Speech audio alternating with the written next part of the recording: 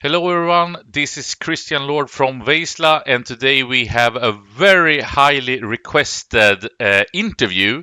Make sure to like, subscribe, give us those comments, say if you liked it, if you'd like to see more of these ones, because today we have Emil Söderholm, the Deathwatch Masterclass of Sweden. Is that the right terminology, Emil?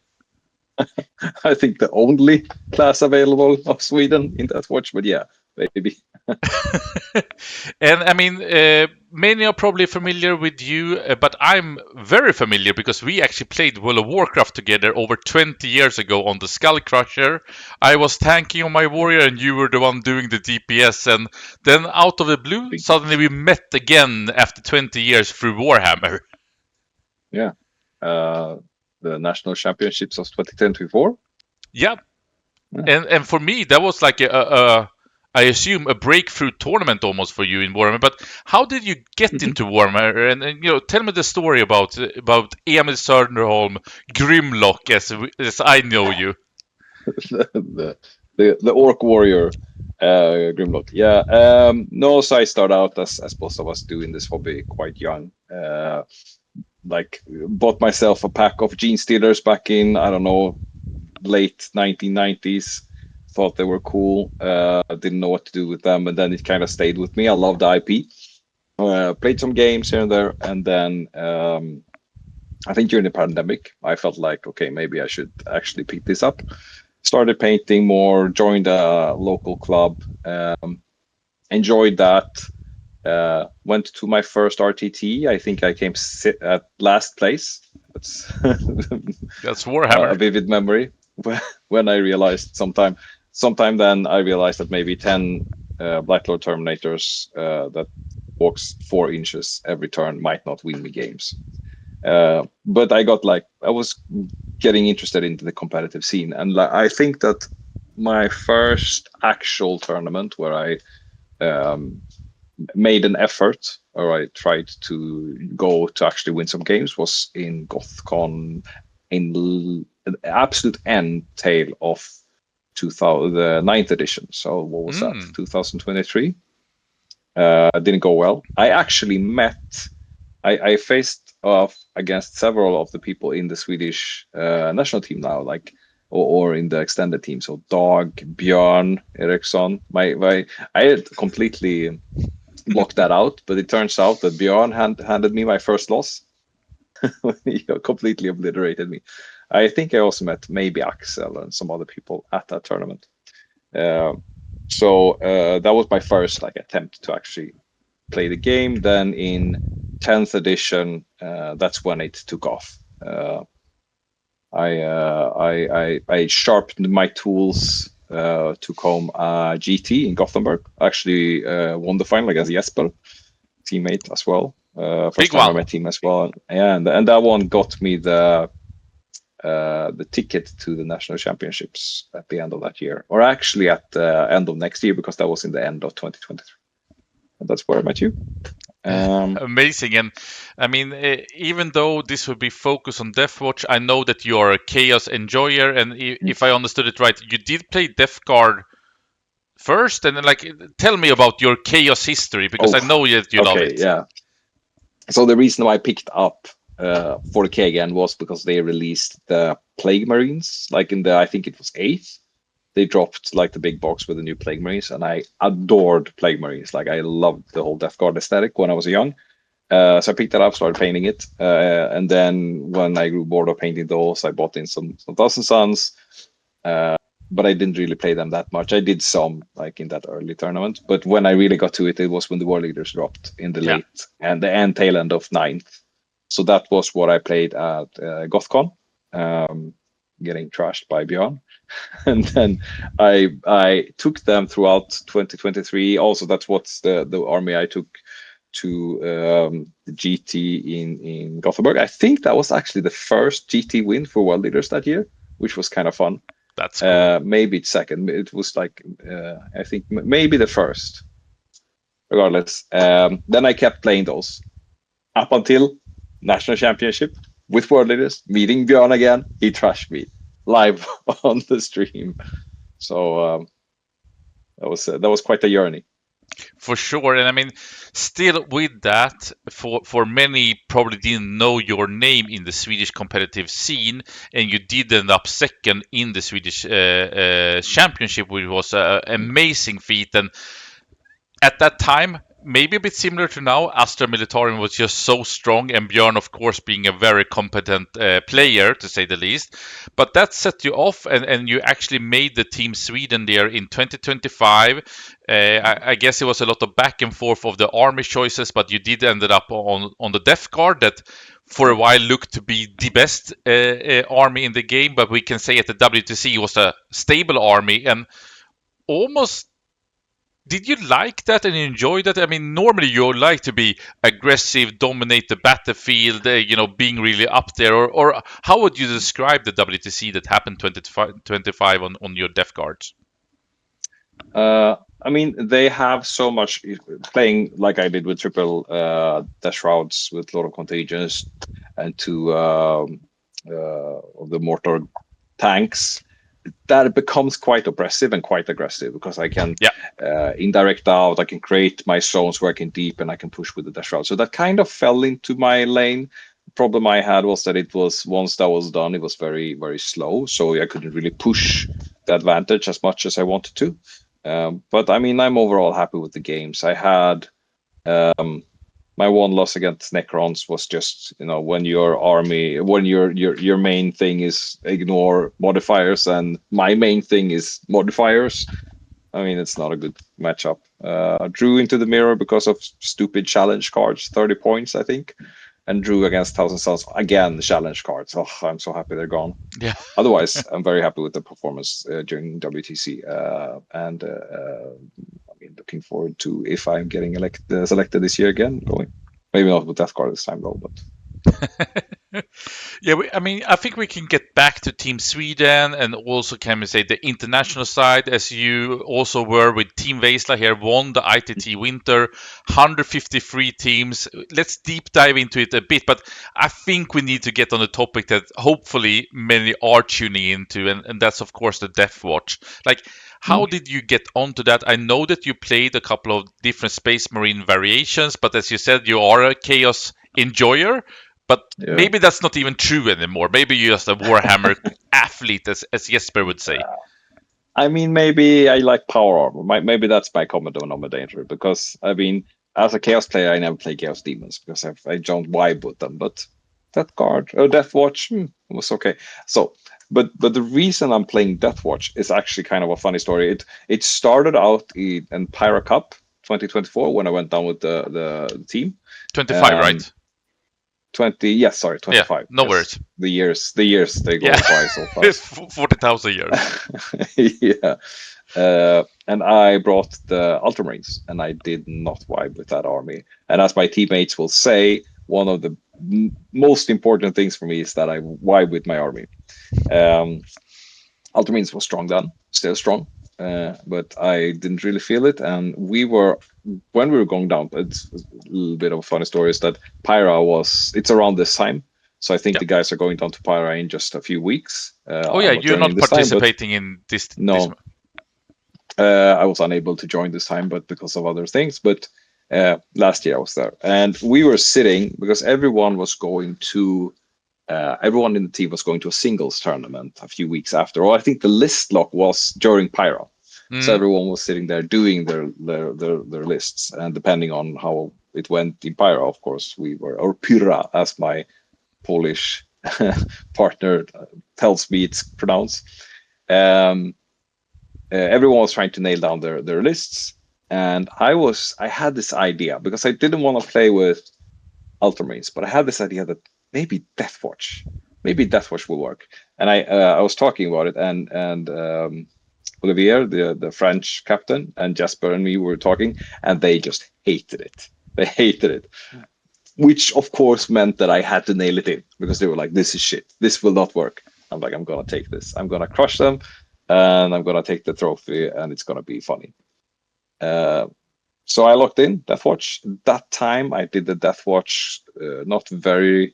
Like it's kind of different from what I'm doing now. I did 3 5s of Terminators instead of my Fortis bricks. So it was very much stage, do the drop with 2 Indomitor teams and also 3 of the Terminators and just go ham turn 2, which is very, very aggressive, and I love it.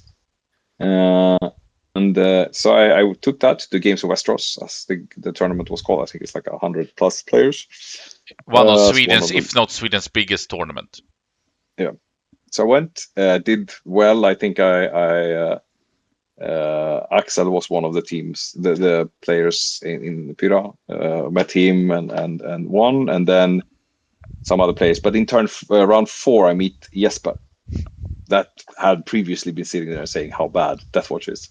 So I'm like, not this time. This time I'm gonna get him. Did not happen. Was that when he played Emperor's Children? Yeah.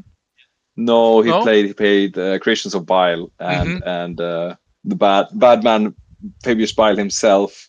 I think he killed like 5 Terminators in one go. He like hit, wound, everything. I fail whatever save, and that's 2 offs. So there were some janky dice, and I did like some position mistakes, but so I did not win it. I did not get to claim the glory of Deathwatch against him, which was a little bit of a bummer. But the army performed very well. I mean, I could have easily won that if things would just have been a little bit different. So it wasn't the army's fault that I lost. So I felt like maybe there is something to this. One of the good things with Deathwatch is that not a lot of players actually have experience into them. A lot of players just look at the base data sheets and they ignore all of the stacking buffs you can do, and it's very punishing if the opponent makes a mistake. So I took them to another one, the GothCon, one of my home tournament. One I started out on. Yes, I took them there and I actually won that one with kind of the same list, and made me feel like, yeah, okay, this works. And since then, I made some changes. I removed my Terminators, I put in some Forters, but I've been iterating on the list and I've been playing it on and off, maybe every other tournament since, and it's never let me down. So I'm very happy with how it performs. I think it's a very strong army. I favor it above Ultramarines, for example, to the point where I'm not taking it to tournaments because it just feels unfair. If I'm going to a sub 30 player tournament, I'm probably not going to take them because I don't want people to have unenjoyable games where they will just get stomped. That's how high I rate them. Of course, they have issues, but I think we will get into that more maybe as we move along here. Yeah, I mean, it's really cool, and I didn't have the full picture. I knew that you had played it a bit, but I didn't know all this background, so also interesting to me. But as you said also, during the patches, I mean, Deathwatch is a bit interesting because it is Space Marines, but it's not really Space Marines. It seems to be that Games Workshop is saying they will not continue really supporting this faction in the way of getting its own codex. Well, we got a new kill team. Which is just interesting how the mysterious way of Games Workshop, I guess. But I think the reality is that they did get a bit cheaper, and suddenly the meta, as you say, with Ultramarines, it just seems enjoyable for you. I know that the Swedish Championship maybe didn't go as well as you had hoped with. You did face that Eldari Axel Rudén, and there were some Ultramarines. Talk about it. I did get my vengeance, though. But yes. Yeah, so you can speak to it too if you want to, but I think that at the current slate, after the December one, with the update of the bit of the nerf of the Ultramarines and also with the new Necrons, etc., still before I.T.T and your great performance where you dropped 1 single point throughout the 6 rounds, people were putting them in, let's say, a B tier, maybe not even a top 10 army. Some even put them super far down there after the December one. I think it's one of the worst armies in it. I think we all can say that they are obviously quite or maybe a lot wrong. Of course, we do know that there are a few players with it, but what is your comment with it? Because you kind of shown the world, we can say, winning the I.T.T and also dominating that with your Deathwatch. But why are people so wrong, and what do you think that they have missed? Like, what did you see that maybe others didn't really figure it out, or is it just that you played it so much that you have learned it, or like, what do you think is the Yeah, strengths? the faction special, like when you have reps into with a faction, of course, that's very strong. But I think that even with the increase to the Automator teams, they're criminally underrated, like undercosted. At least if you play them right. Like if you look at the 40 skill teams for 180 points, you're like, okay, that's a big brick of 10 dudes that like do a little bit of that, little bit of that. Very, very hard to get your miles, like your money's worth from that brick. But if you start putting it together, you all of a sudden have, like, I play 340 kill teams. I have oppressive, indirect. I have guns that are good into pretty much anything if I just layer it properly with their buffs. I have a bunch, like a massive amount of OC2 bodies. And I also have the opportunity to, up and down them. So, there's a lot of things going into that 180 points package. Add to the fact that I can have a Watchmaster that can give me free strats and the Gravis Captain that can give me free strats. All of a sudden, this very CP hungry army is not that starved for CP. At some points, I'm like 4 CP up, and my opponent is just like, "How much CP are you? Like, do you even use CP?" Just because of all of the free strats.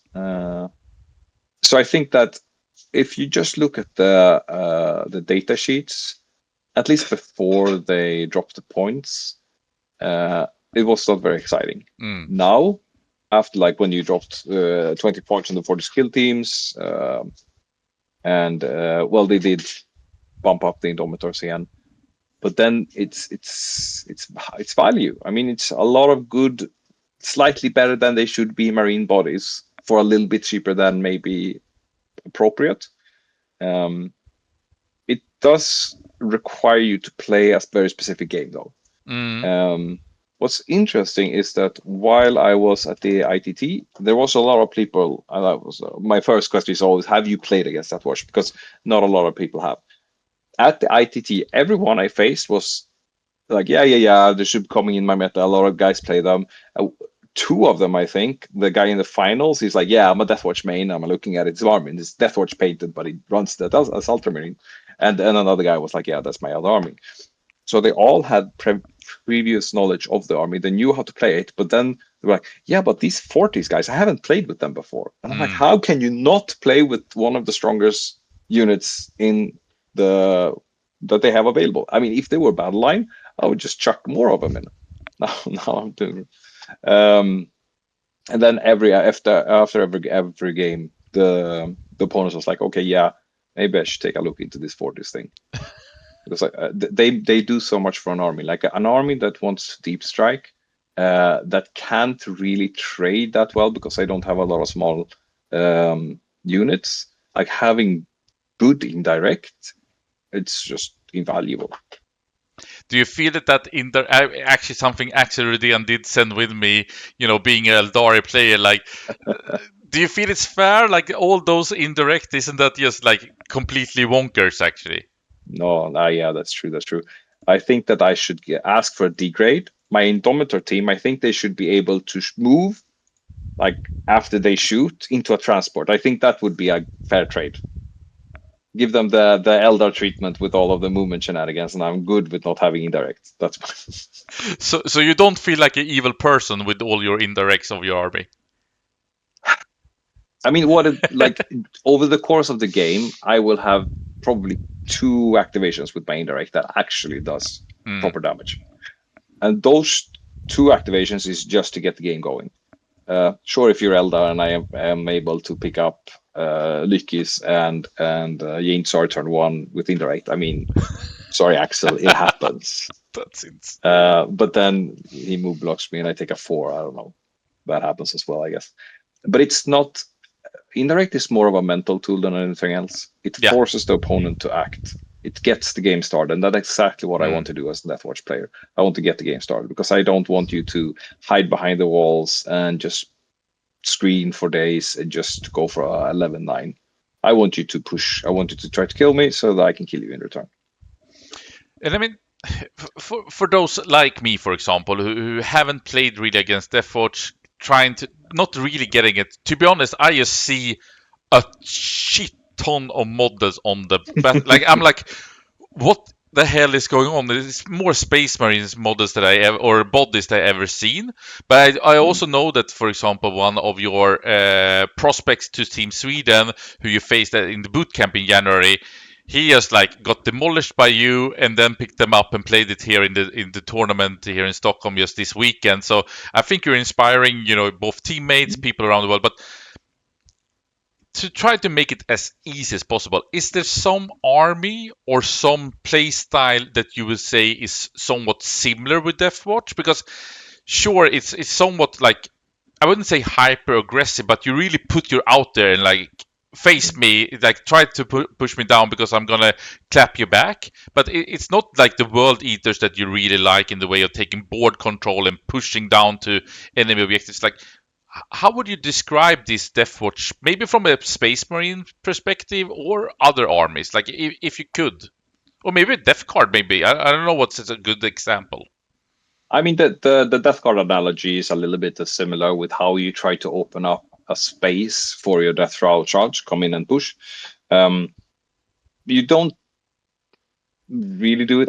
It's quite unique. I mean, one of the easier or natural comparisons would be to Grey Knights, for example, with their uppy downy. But it's not quite what you're trying to achieve with the Deathwatch. Deathwatch is, as you say, it's usually, if you look at my game, it's usually like a wall of Marines moving forward slowly and getting picking up, dropping, finding angles, pushing forward, up, finding angles, pushing forward. It's a brawler army. I would say it's a brawler army. They are okay with taking it on the chin in order to give back, because whatever you put into them, they can pick up.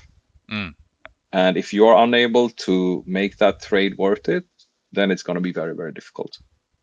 But I mean, this is probably completely wrong, but would you say that it's almost have a Necron style in the way that you can push it out, you take the beat, and then you hit it back? Is that a bit of how you a little bit, somewhat in that direction?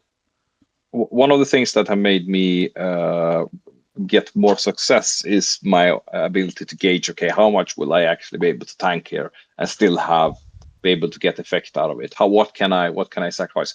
Necron, something that differentiates because you're thinking Hypercrypt maybe with the Abidani, would be that as for Necrons, you usually don't have the footprint that you do as the Marine Army, because Big 10 is like 10 Gravis dudes, that's like 40 mil bases. It's a big footprint. That's a Doomsday Arc sized footprint, and everyone needs to be where they are supposed to be to do the maximum amount of damage. We need to have the flamers this way. They can't see this way. We need to have the meltas here.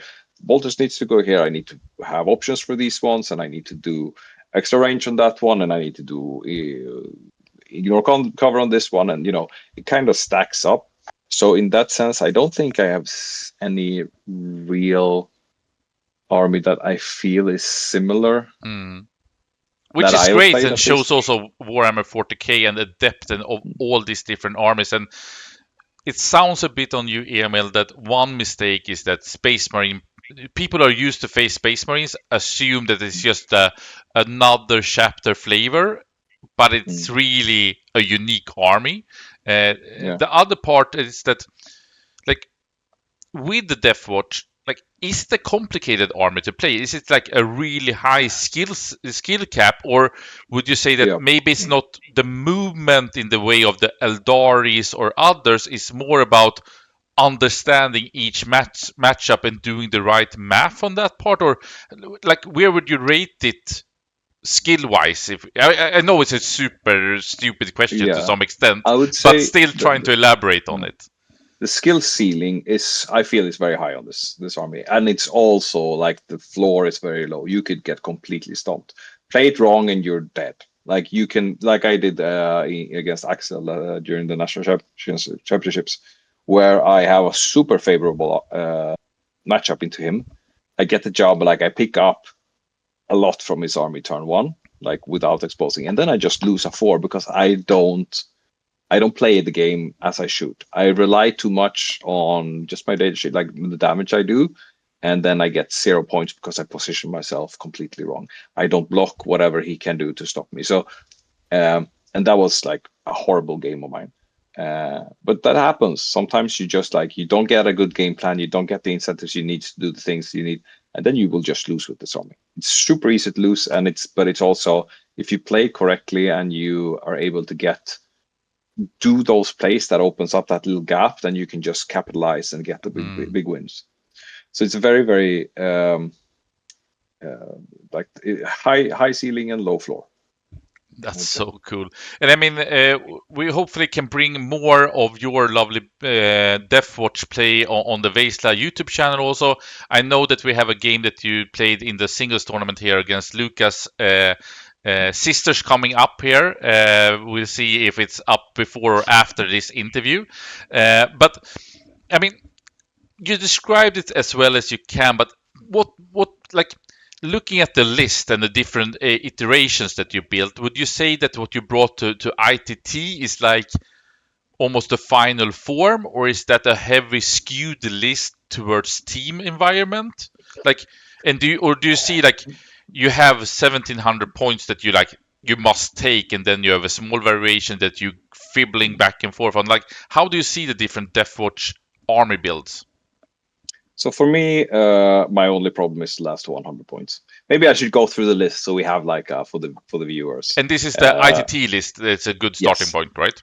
Yeah. So basically, and all of my Deathwatch lists have basically this core. It's like 2 Indomitor teams with all of the banks of whistles, but with flamethrowers. Some people do bolters on the aggressor side with flamethrowers. So 2 of those Indomitor bricks.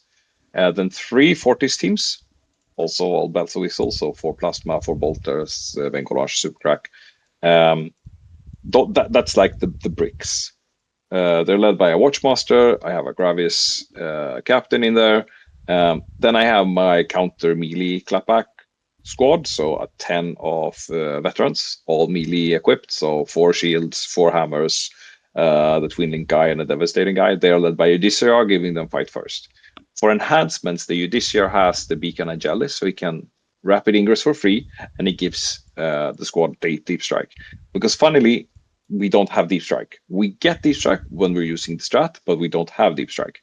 So if we keep people up in the reserve, we're only able to put them in strategic reserve, like from the board edges, not deep strike them. But if we put them down straight away, we can. So that's why that enhancement is very good on them, because then I can deep strike them. So that's this like six kill teams. The Gravis captain, he has the Thief of Secrets, so he punches harder. He's +1 strength, AP, and damage. Gets to +2 strength, AP, and damage if I kill something or his unit kills a model in close combat, making him like Calgar at home and then Gilliman at home, basically. It's on damage 3 or damage 4. The Watchmaster has the Tome of Ectoclade, so he has the double oath on my go turn. There's 1 combat lieutenant for some mission play. There's some intercessors to keep the home field and make it sticky. 2 incursor squads. I love those guys, giving me +1 to hit, get the mine, scouts up, do things. Now, maybe it's not the most interesting, but having 2 incursor squads is quite uncommon in other Space Marines, but it's just that you can divide them, you have more play with them, and it's just how you actually stacking your army, because I think that's maybe is the key word with this one, that you build and build and build and build out damage that just wonkies the math, I guess, of your opponents. Yeah, the incursors are actually a very important tech piece in some matchups. I can get like slightly into them before I just wrap this up, because we also have the last 100 points or 105 points, which I don't really know what to do with. In this tournament, I went for JPI, leaving me 15 points under. Yeah, which you don't want to do. Yeah, Jesper called me subhuman for it, the little rascal. But the reason I had that was because we were looking at the maps, and Joel, he gaslighted us into believing that the maps was different than how they were. And I really needed something to go fast, contest an objective, do a thing, screen, all of that jazz. So they did. Previously, I've had a Kaldus Assassin in for some more uppy downy and Vectaura. Oh, yeah. I am not sure which one is best, if I'm honest. My latest iteration that I did now in the Vesla League, I actually removed them and I changed the intercessors into assault intercessors, giving me points enough for 2 lieutenants, which I put in my Fortress team to give them fallback and act and also lethals permanently. Which was quite greedy, but since I have a draw, I'm just gonna go for big wins now, so I'm gonna go greedy. They was quite fun. They didn't get used to use them, but I mean, I've been toying with that idea, so it's fun to get some sus lethal indirect going. But that's the list. Now, it worked very well on UKTC terrain. I had problems. Like one of the major weaknesses with Deathwatch is the layout. Like if I get a bad layout, there are some WTC layouts that are just unplayable. Not unplayable, but very, very difficult against an army that is able to move up quickly. Sorry, on screen. But for UKTC, it's most of them have those big angles, have these open spaces that I can actually position myself in, except for the Crucible one, which is game 2 and game 4, I believe. So that it happens twice. In those games, if a player is able to position himself, like there's some like the ruins on the top and the bottom of the map, they can effectively screen off a lot, and I'm not able to drop in and do what I want to do. Fortunately, UKTC have like, what do you call it, roofs on their terrain. Like they have like usually, you have like the each floor, and then you have a wall, so you can't really see over the floor. In the WTC terrain, you have like these just square walls, and then you have a floor like this, and if you position a guy, he can't see over the wall. But UKTC, they have roofs that you can put yourself on, and then you can just gun down from the roof, completely like avoiding the whole angles issue. So at least I had it as a personal goal. At least one round every game, I wanted to drop like a team of dudes up and just go blasting down. What does the kid say? Completely cinema. It sounds like. Yeah. Also, I mean, +1 AP is nice as well on Meltas that already get +1 AP for the extra range. So eat some AP6 Melta shots. Quickly on this one, maybe of course you have somewhat of a Deathwatch lenses on, but how did you like the UKTC? What do you think of the Games Workshop layout, WTC one? Is it some like? Do you see how do you see all this terrain part? Because it's also interesting in the way coming into 11th, where there are quite many rumors, and it feels like every edition they are actually changing how you interact and how the terrain to somewhat is. We can assume Games Workshop will not be able to change the terrain pieces, and probably, like you say, the UKTC will stay with that, and the WTC with theirs, or we will see what happens. But what do you think of the terrain side of things? From a Deathwatch perspective, I mean, I obviously like UKTC, as I said now. I also like James W. James W. Yeah. Games Workshop's terrain format for Deathwatch specifically. There are some issues with GW terrain that is where they don't allow you to deploy without getting shot turn 1. I think they could like tighten that up a bit. That's something that WTC do very well. Usually, they have like you're able to deploy your army. WTC terrain can sometimes be a bit same-ish, I feel, but I've been playing so many games on them, so I've been behind that little ruin on that layout 4-5 like 1,000 times. So I know this. It feels like it's like the kitchen. So maybe. Yeah, so maybe they could. That is why I'm feeling like that. But from a Deathwatch perspective, it's also a little bit too dense. There are some maps like a good layout should allow all types of armies to play the game on them. and that shouldn't completely shut down an army, and that goes both ways. So if you shouldn't have like just Planet Bowling Ball where a melee army just can't, and you shouldn't have like Thick City where a shooting army just can't. And there are some instances in WTC where you just like, okay, I'm gonna get a 5 max regardless of what I need because this layout just doesn't work. But it sounds on you that layouts is somewhat towards more light type of tables, but not too many open fields. But you need to be able having a lot of areas where you can get your units because you're so. I mean, it's hundreds of Space Marine bodies almost. It feels like when you are moving them out. Yeah. So yeah, it's not quite 100, but like 80 or something, I think. So yeah. Tip.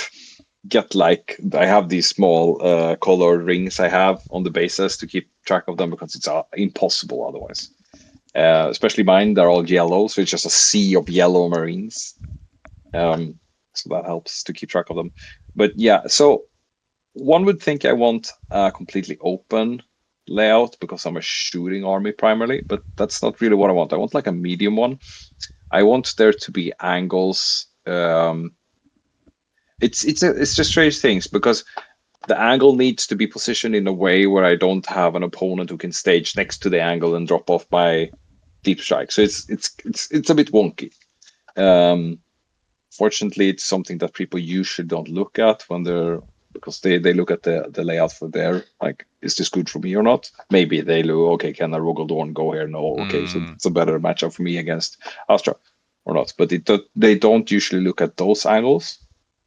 Now I'm saying it, and someone is going to watch this and be like, oh, I'm going to go up against Deathwatch, and then I mean that's the only downside. You're giving away all your tricks, but in many ways, I also think that if they haven't been able to figure it out, I think that you will continue staying ahead here, Emil. I think that's just how it is. No, but thank you so much for those insights on that one. And I mean, how do you see the current meta also? Like we could see at the I.T.T, it felt like you just faced those Ultramarines and they were cocky, playing the best army in the game, and then they got just slaughtered. I mean, they didn't get any points most of the time.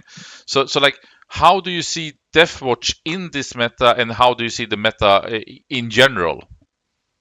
Like GW or UKTC, I put Deathwatch up there. It's very strong. Obviously, Necrons, Scintillating Legion, I feel are very strong as well. Scintillating Legion, like UL is playing them, and they're just super oppressive, very very unfair. Like they can do things that they shouldn't be able to do. That is always a problem. And obviously have very very good profiles into Deathwatch, so that's a problem. And I think they're strong. Necrons, obviously. I don't think we've seen the final form of the Necrons lists just yet. I mean, there's a lot of iterations of it. Is it going to be the Contender attachment? Is it going to be the thing Kalle took to where you guys were streaming from last time? There's a lot of different, a lot of different iterations of that. I think that depending on where that end up, that will also shape obviously a lot of the meta. And then there's kind of like an open field. You don't rate Astra up there. Many do think that it's the best army in the game right now. Maybe not for a Deathwatch in your year. From a Deathwatch perspective, I'm not scared of Astra currently. Very very good profiles into them. There's I don't know if you no, you didn't. My last Vaisla game. He got to feel the wrath of the Deathwatch, but like it's a good matchup for Deathwatch. Even though the Dorn has a lot of damage 3 attacks, they usually don't get to activate enough times for that to matter. But yes, that's also very strong. And how is the Deathwatch against the pressure armies? I know that pressure armies right now are not really doing that well, but we can see the World Eaters having played, for example, against the Necrons, seems to still be that Blood Angels can do somewhat damage. The Orcs maybe are a bit struggling, but maybe it's that people haven't found, like, how are the Deathwatch standing up at those type of in your face, the typical Emil Söderholm armies, if we say like that? Yeah, I mean, I've yet to lose against the pressure army.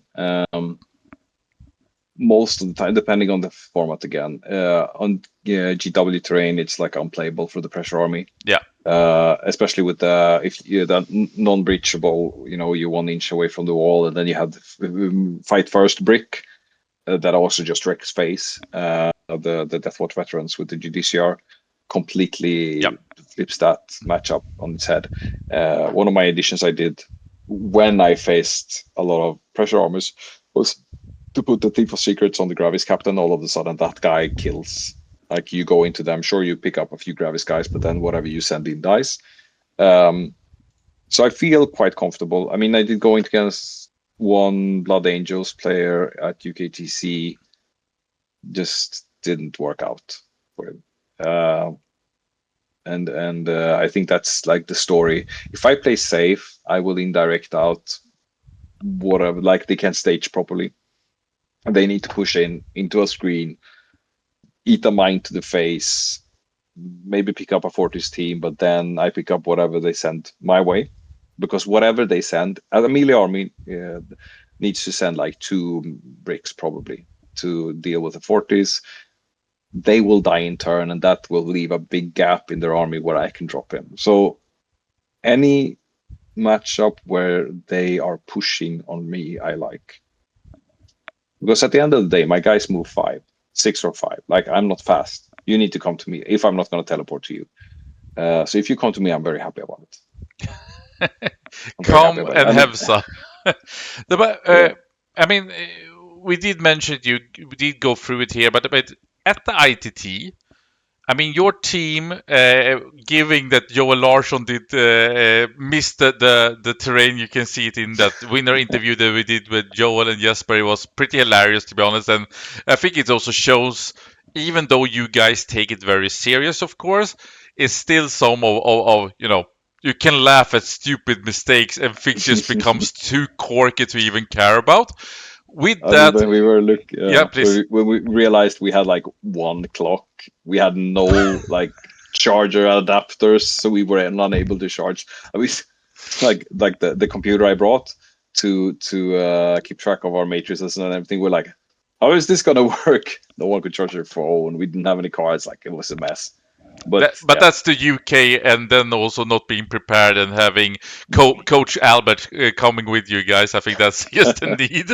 But what I was saying was that at this I.T.T giving the terrain part, it sounded on the guys that you a bit threw Jonathan under the bus with the Tau, and that was just like can we say, a hurdle to the team where you basically need to cater the pairing for him. So did you feel that I mean, it's hard to say that you were being thrown under the bus or so, but the pairing seemed to not be catered towards you because you had to adapt so much to Jonathan. Is that also, once again, just showing Deathwatch that you all more or less can go into any army, you don't really care what you're facing, the terrain is mattering, but if it's something like the UKTC, it's pretty great for you regardless of what you get? Yeah. I mean, there was one situation during pairings where I stepped in and said, hey, let's do this instead. And that was when they were they were defending with Jonathan's Tau, and they put up, I think it was it Marines and CK? He was going to go for CK, and I said, hey, let me take the Knights. Please, let me take the Knights. So we switched that up.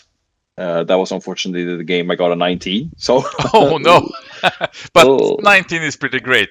So yeah, but that was like the only situation where I said like, hey, if we do it this way, I'll get those and I'll get a high score guaranteed. Yeah. And when I calculated after, we forgot to give me 5 points of primary turn 2, so I think it was a 20. Oh, the perfect score. No. What it is. So I mean, the season of 2026, and of course WTC being the big thing. I know that you're not elected to the team yet, but I think that we can check you in, and we probably knew that even before the I.T.T, if we're going to be honest here, Emil. Well, I mean, if we're looking at the score, I think they need to apply to me. Yeah. Not the other way around. That's So good. no, we'll see how it goes. But of course I mean, that we still have a lot of prospects that have their chance to prove themselves in Pyro now. So I mean, maybe they will just smash, and I'll be put at the bottom. I don't know. yeah, I mean, if you're the ninth player in Sweden this year, then I can almost say that we will win. Then we bring it home. But I don't think we'll be as fortunate, but who knows? But I think where I was going with is that this is like the start of the 2026 season. Of course, the WTC in August is the big thing for most competitive players around the world.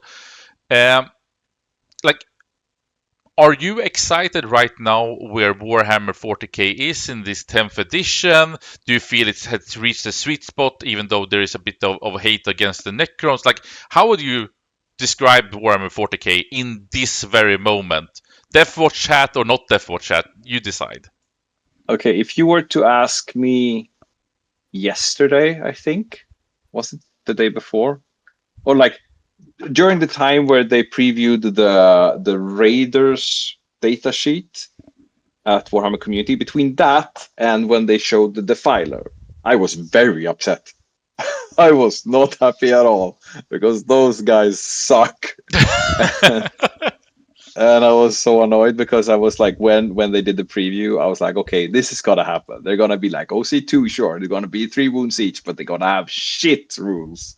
And they're gonna be overcosted. We don't know if they're overcosted. And the little guy will also be. And I was like, I was grumpy man because I like CSM and Yeah.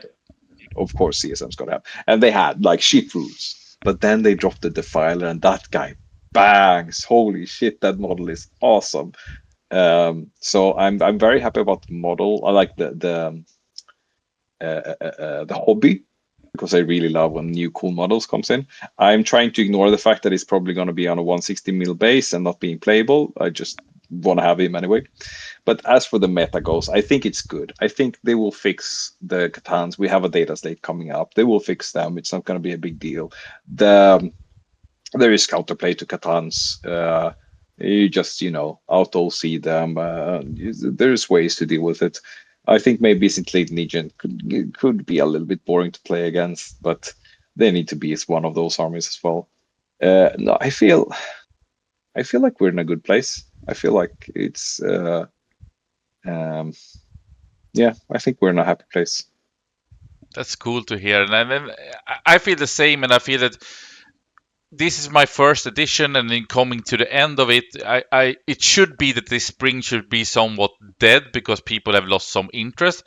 I almost feel the opposite, that I'm more hyped, and I see that people are really engaged in the community, and you as a also lovely hobbyist, because I think that maybe something that we didn't pressure enough. You did mention it a bit in the early in this interview, in like it was almost the hobby side that brought you into the competitive side. And I think that if you have the opportunity to see some of Emil's lovely units on the battlefield, it's crazy. I mean, your Death Guard army that you brought at the WC last year was astonishing, and the same with your Deathwatch units and so on and so forth. And you have a lot of armies, so I know you're spending a lot of time on it, but it's for sure is an aspect that sometimes we oversee when we talk about this meta competitiveness, but it's a big part of the hobby for sure. Yeah, like I said in the start, like I need to vibe with my army. If I don't like my army, it's not gonna go well. And a big part of that is like I need to look. I like to look and feel and like the smell of it, I guess, which is weird when it comes to Death Guard, but it needs to feel like a good. It needs to tickle my hobby nerve. Yeah. And I mean, I think that's also is an interesting part, because I do feel like if we say Jesper, who is the captain of Team Sweden, he loves to talk about Warhammer athletes. Like, you should be able to take any army in any situation and get the most out of it. At the same time, I feel competitive Warhammer 40k, especially on the WTC level, somewhat is starting to go a bit more to faction specialist, if we can say. Like, it seems to have been more that you need, if you can play your army like you doing with your Deathwatch, or like Joel is doing with his Chaos Demons, seems like that's almost more important to some extent. But it's something in between there where the game is. Actually, don't remember where I was going to lead it to, but I think that this vibing side, like,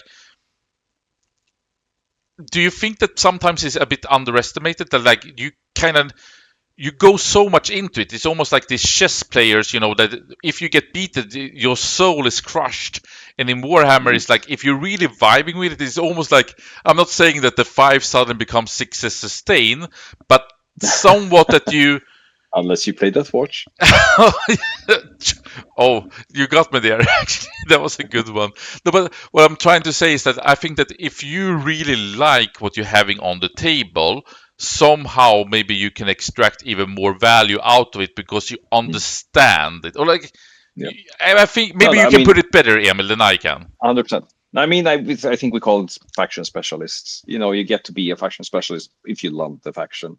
And I think that the flatter the meta we have, the better faction specialists become, because you are able to get like out of that extra. You can hit that ceiling, because sure, you can take a super powerful army and you can do like know on the baseline of what you're supposed to do, and you can pilot it okay, but you won't really get all of those special plays that you have so many reps into and do those. And we have like three hours to play a game, and it's tight. And if you're playing a new army, you will be so taxed, you won't be playing at your full capacity. So you need to do reps. I mean, it's I do a lot of martial arts on the side, and I coach a lot. And when we prepare someone for a fight, you could, and they come up with this, like, there's 2 weeks out from the fight, and they have like this new video of another fighter doing this super crazy move that they really want to learn, and they really want to nail during their upcoming fight. And I'm like, no, we're gonna do the basics. We're gonna do this and this. You've been doing it so much. This is what you're gonna do, because this is your faction speciality. You're not gonna do that crazy shit. Sure, you can learn it, but you're not gonna instinctively nail it, and you're not gonna like put your flavor on it to get that, to make it work, because every game is different. Every situation you will find yourself in a slightly different place, and those small nuances, those small movements, those small micro adjustments that you do, they matter a lot. And you will be able to do them in the right way if you have a lot of expertise with your army. If you really like, I want to do this move that I've done like this so many times now, I know exactly how to do it, and you will be able to perform it much, much better than this thing you saw on YouTube, or like, these talking heads was talking about, and you want to nail it. So I think that like expertise in a faction is very, very valuable. And that's coming from someone like, again, war leaders that I played a lot during my start. That was a complete faction specialty thing. I instinctively know how to and what to do with that army. I knew how much damage I would do. I knew how much damage I would take, and knew how much I could risk it. Same goes for my Deathwatch now, because I have the reps in. I can do these plays, which might look insane, but then you realize, oh shit, this makes this and this open up, and then you can push. There are very few players that can just pick up an army and do that. I mean, I guess Liam is one of those that you look at his games and you go, what the heck? Why did he do that? And then you realize that, okay, because of these things, he did this, and this will position him for doing this, and that, like in the long term of the game, makes sense. But that's very, very hard to just do on an army that you picked up 2 weeks ago, because it's the new hot stuff. And I mean, Liam, of course, being a phenomenal player, according to many, the world's best player right now in Warhammer 40k. But it looks like it's just by nature and talent. But reality is, like, coming into WTC 2025, I think he played 500 games, and that's like taking someone like Jesper, who I think maybe played the most last season coming in. He barely reached half. I don't know how many games that you are able to squeeze through, but 500, that's just like numbers that are on a completely different chart. And of course, then you know something more, hopefully, if you do it in the right way. I mean, what impresses me is how you keep up motivation over that long period of time of that many games. Because that's mostly, I mean, yeah, sure, you can crack out like 3 games a day if you take the time, like during summer, for example. But keeping up the motivation to do that properly, that's hard. I guess it goes for him being young and hungry, not an old tired man like me. I think you're not. And I mean, one thing, almost contradicting a bit on what we here said in the last 5 minutes or so, but I know that, like, looking at yourself, one of the things that you said earlier this year to me was that you do want to try to, can we say, broaden your arsenal of different armies. And here we do have a Deathwatch specialist feature piece here, but like, I mean, that's broadening. Well, leaders, Deathwatch, two completely different. Like, there's a W in both names, but otherwise. no, but how do you see for yourself, like, what you want to do over this spring, and how you also see Team Sweden? Like, what do you need to work on? What do you think is like the strengths and the weakness, if we can say like that, of both yourself and the team? So let's start with the team. Super strong core, like with the selected players right now.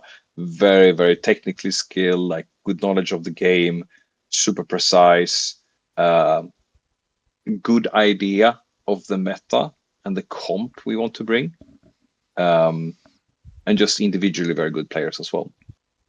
So that's like one of the main strengths I see in the team right now. Then how that will shape out depending on who we select, that could be all over the place. But I think that's a very good start for us. Now we just need to find like those final four. But I'm optimistic. As for me, I mean, I'm at the same spot, I guess. I want to improve. I want to. One of the things I like to do is I like to go for extremes when I play. I like to get those high scores. I like to push. I like to find those layering buffs that makes me able to break through. And again, I like to brawl. The brawl is like something I very much enjoy. When I'm not trying to win, I usually try to play slower armies with less brute force, less brawly, more technical, more tradey, more play Warhammer kind of things. And that's something I want to get better at, like those minutia. I feel like I am, getting there step by step. Now trying out an extreme point in like going from a melee push to a shooting push. Yeah, I mean, I'm dabbling. I'm pretty much taking Ultramarines, like a mid-tier version of Ultramarines, working with those just to get all of those basic stuff, getting better at those. So you're looking at like the fundamentals of your gameplay. Yeah, like trading, positioning, that kind of stuff. If I were to play in a vacuum, like against not an opponent, just playing the game, making sure that I have perfect positioning on my things, that we anticipate secondaries, we look at the probability of those, how can I score them well, how do I make sure I don't have any gaps in whatever I want to do in going forward, like without actually thinking about doing damage to the opponent, that kind of stuff, because I'm very, very happy if I am able to damage my opponent. And sometimes you need to ignore that and accept the fact that you will not be able to get a big win here. You need to play a defensive game. You need to just do the trading. You need to limit the loss, because that's a very important aspect as well of team as a team player. So that's something I am trying to get better at. You don't want to be the one handing the team 0 points.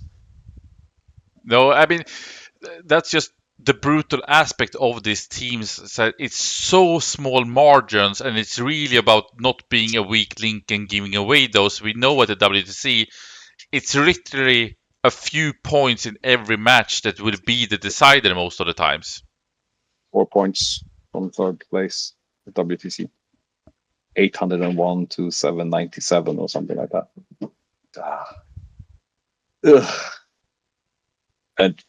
And I mean, I know if I would have played slightly different in any of my games I didn't take 20 seed, I could very well have gotten us those 4 points. So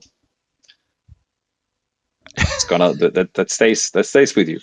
Yeah, and I mean, I guess that's also a driver and a motivator for you. I know we're hitting the 1 hour mark. We wanted to maybe not go too long, but I have a few more Sure, go thoughts or ahead. questions. Or We can cut it down later in the editing room. maybe, but I think, and I hope that if you're with us, make sure to subscribe, maybe give a comment, and also shout out to Emil for giving all this brilliant insight. I think for me been more than enjoyable, and I hope you as listeners also been there. But like if we take for Team Sweden, and as you say, a very competent core. We have many players who want to take those high points. Axel on his Eldari typically goes 20-0, 20-0, 0-20, 20-0, 20-0, 20-0, something along those lines. Of course, both Joel and Björn being the fifth and sixth most point takers at the WTC 2025, and Jesper, Kalle, and others. Is that also like, do you start to feel that you might have find your positioning in this team, or is that a struggle that you can't have everyone going for 20-0, 20-0, and you went with more, can we say,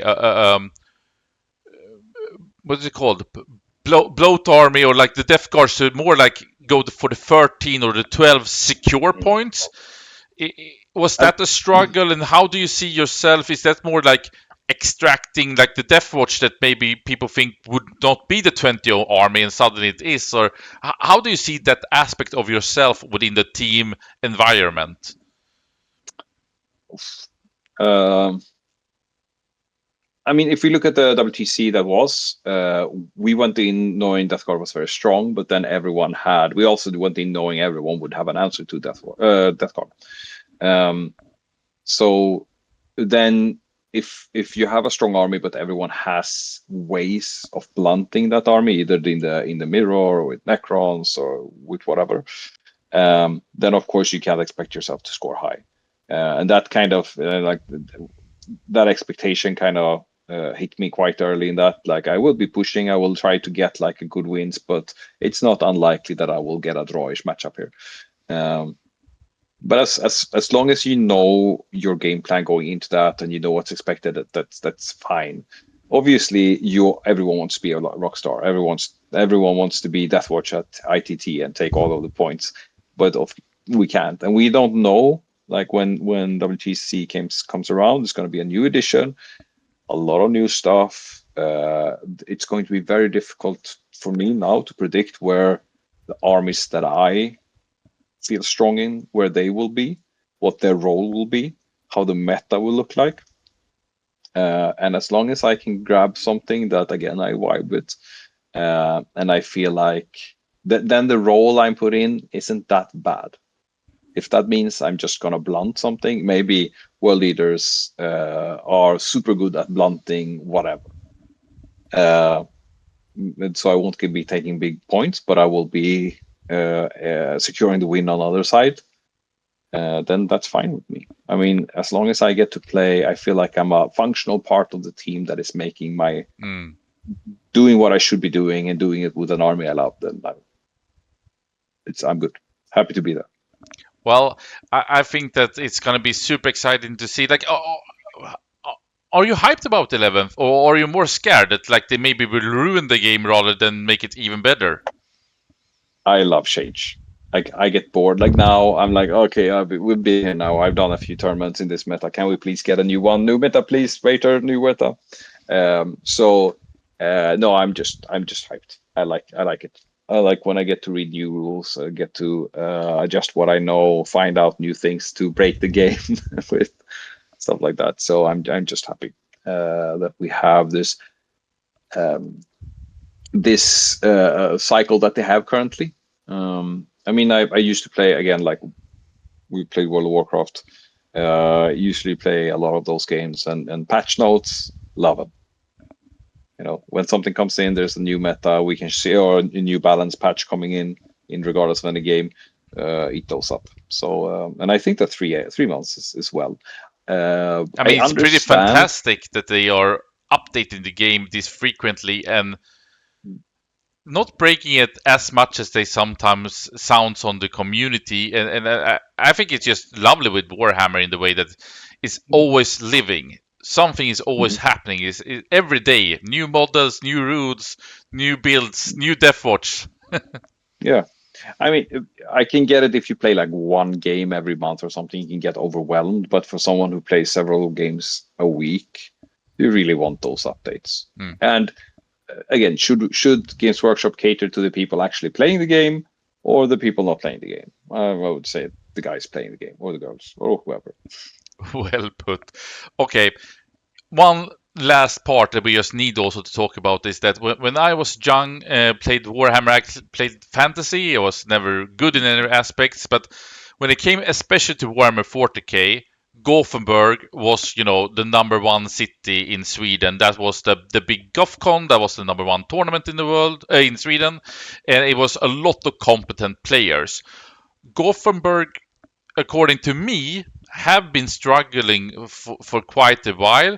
You for sure are the homeboy who's been shining here, showcasing, that Gothenburg still has it. But you also started your own organization, and I want you to speak a little bit about it, especially if you have people around the Gothenburg area. Like I think it's a good opportunity, and I will make sure that you can frame it as you like it.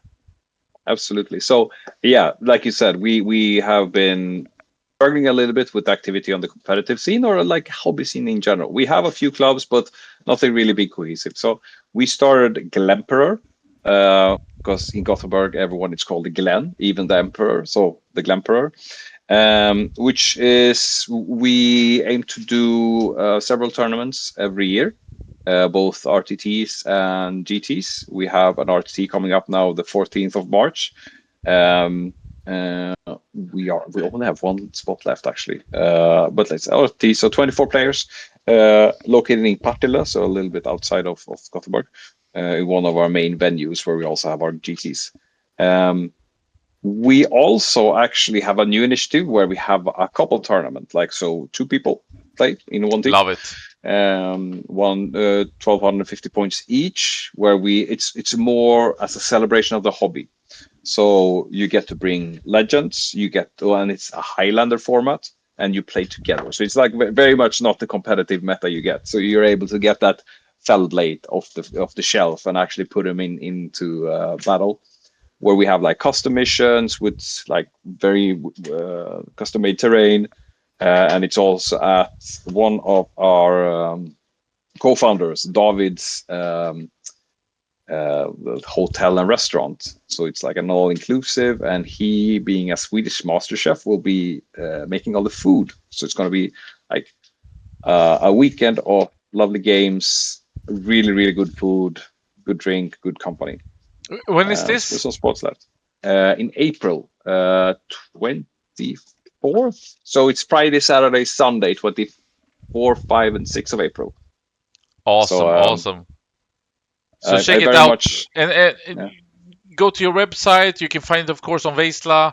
Like how if you want to get involved in the Partille or Gothenburg area, what's the best way? So glemper.se. So we have all of our events there. We can register from them, and then maybe we will start having them on Vaisla.gg as well. Hopefully, you should. I think you will. Yeah. But you go to glemper.se and you can register there. There's more information of all of the events. We also have it on Vaisla in the events on Vaisla, I believe. We set up at least the couple tournament. Glemper Ölar, because he's on the island, and Ölar is beer. It's a funny. We like Gothenburg. puns. Yeah, we like puns in Gothenburg. So yeah, I mean, it's probably the thing I look forward the most to. Because again, I'm gonna paint a big Falcon, I think it's called, like a super heavy. But it's been standing on my shelf for a while, and I'm finally gonna be able to paint it and bring it out. Amazing. And something I'm not looking forward to is I have like I'm not kidding you, like a few big boxes of terrain I need to paint. That's gonna be interesting, but.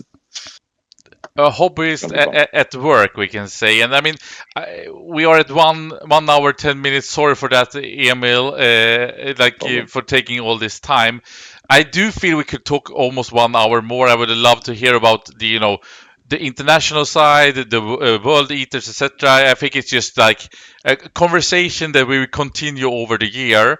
But anything last words that you want to say? Anything that you want to give an extra shout outs to, or so?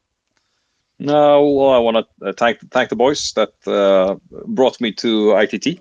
Joel, Jesper, Björn, and Jonathan. I had a blast, and also the other teams that were there, we shared the house with another Swedish team and some other Swedish teams. Had a very good time all around. So shout out to them. And yeah, shout out to the boys in Gothenburg as well. Awesome. Thank you so much, Emil Söderholm. I hope that you like this one, and then maybe similar to what we've done in the past, but I felt that this was more, I wouldn't call it masterclass because I'm not competent of asking that enough.